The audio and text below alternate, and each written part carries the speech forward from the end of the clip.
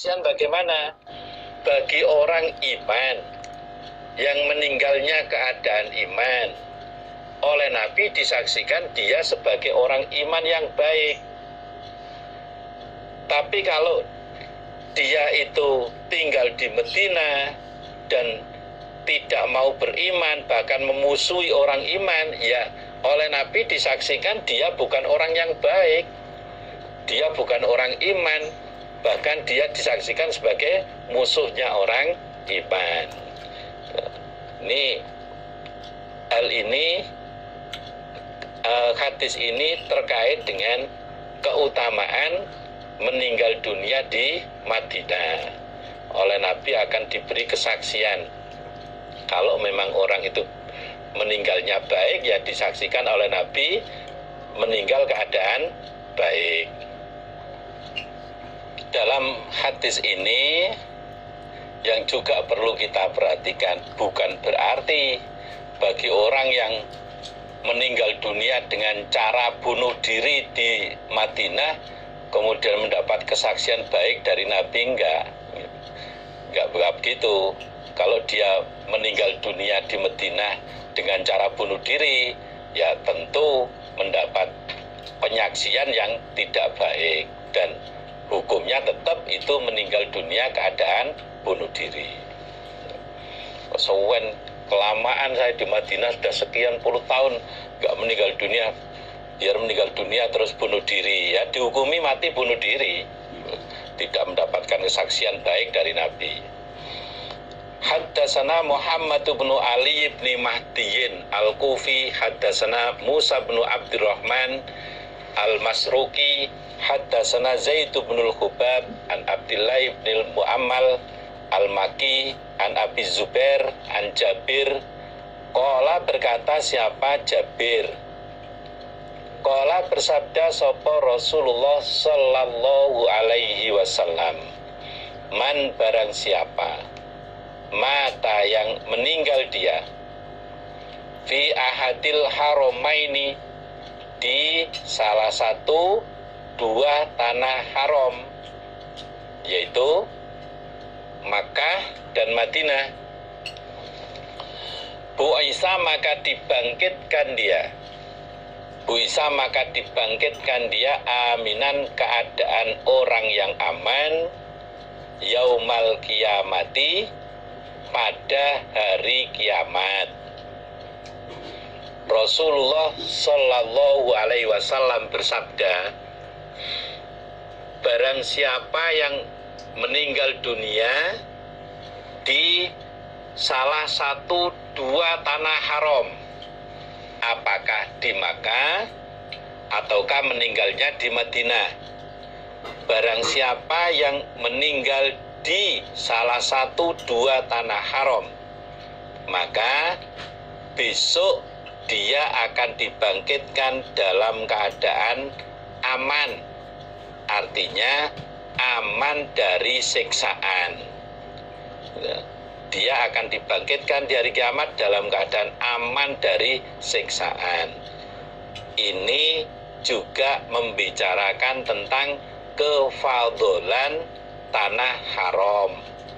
Bagi orang yang meninggal dunia di salah satu dua tanah haram akan dapat jaminan aman besok di hari kiamat. Itu pun tetap tidak boleh mengakhiri hayatnya dengan cara bunuh diri. Ya namanya usaha, saking pinginnya meninggal dunia di Mekah atau di Madinah, tetap di sana, berlama-lama di sana. Ada kepentingan apa di rumah, dah nggak pulang-pulang ke Indonesia. Mungkin suatu ketika terus pengen tahu Indonesia sebentar aja, kayak apa sih wajah Indonesia sekarang.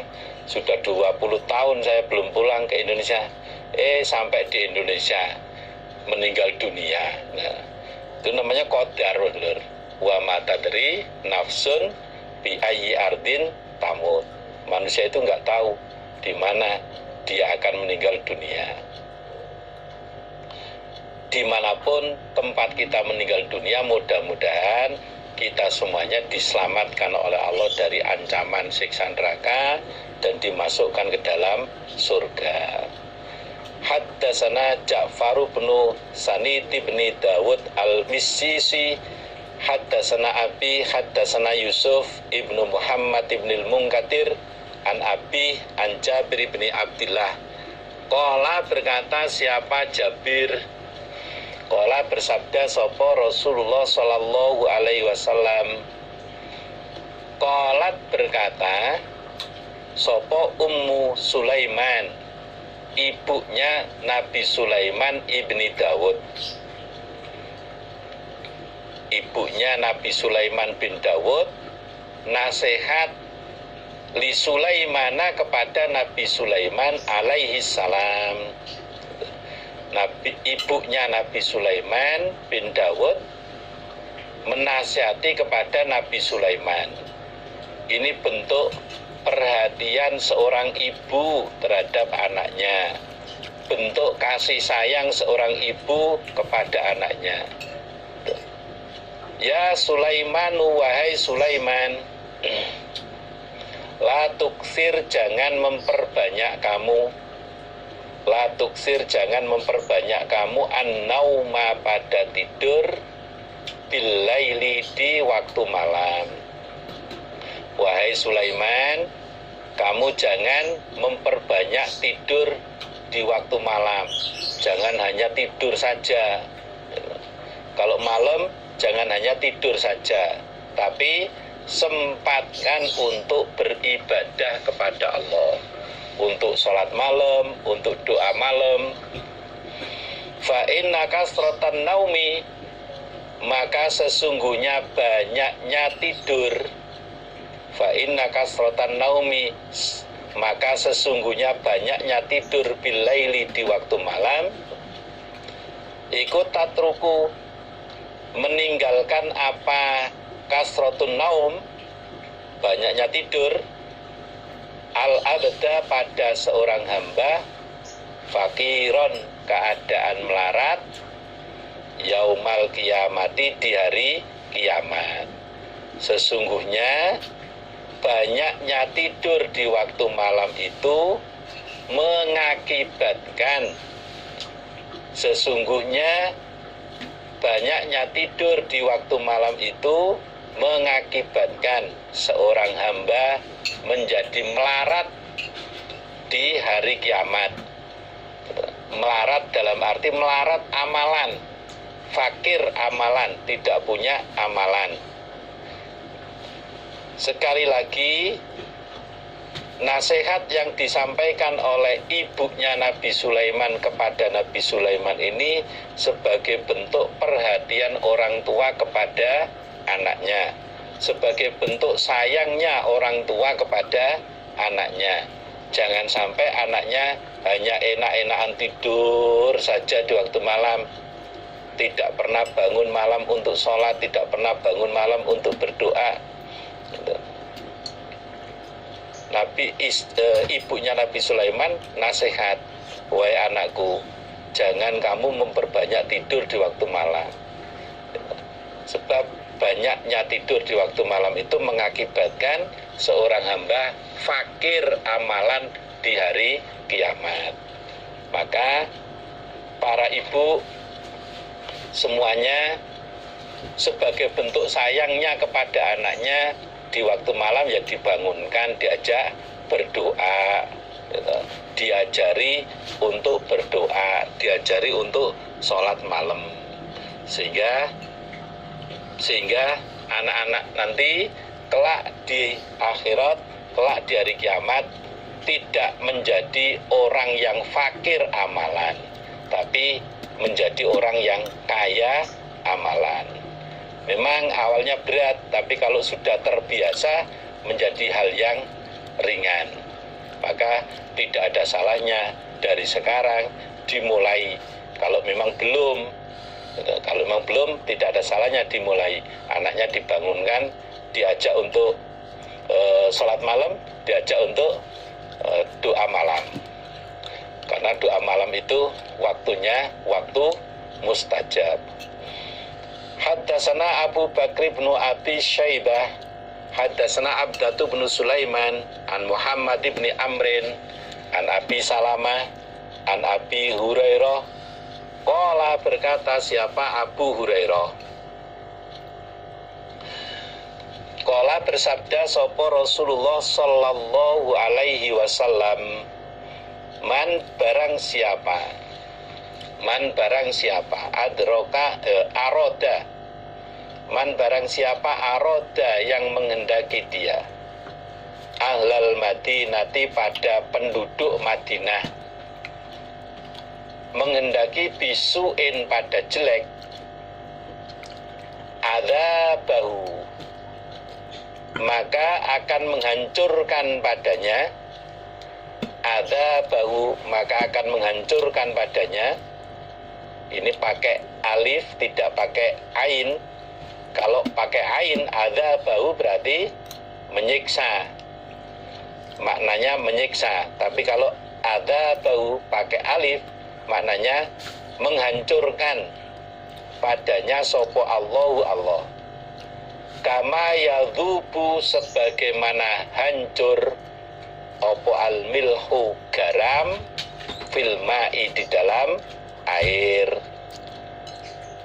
Rasulullah sallallahu alaihi wasallam bersabda, barang siapa yang menghendaki jelek kepada penduduk Madinah, ingin memerangi penduduk Madinah, maka Allah akan menghancurkan orang itu sebagaimana garam yang larut di dalam air. Sebagaimana garam yang larut dalam air, Allah akan menghancurkan orang itu sebagaimana garam yang larut dalam air. Ketika kita masukkan garam, walaupun garam itu garam yang kasar, belum diolah, kemudian dimasukkan dalam air, ketika dibiarkan saja, garam itu lama-lama larut dan tidak berwujud keras lagi, sudah cair seperti air, larut dalam air. Atau umpama dilakukan pengadukan itu hanya mempercepat larutnya garam itu.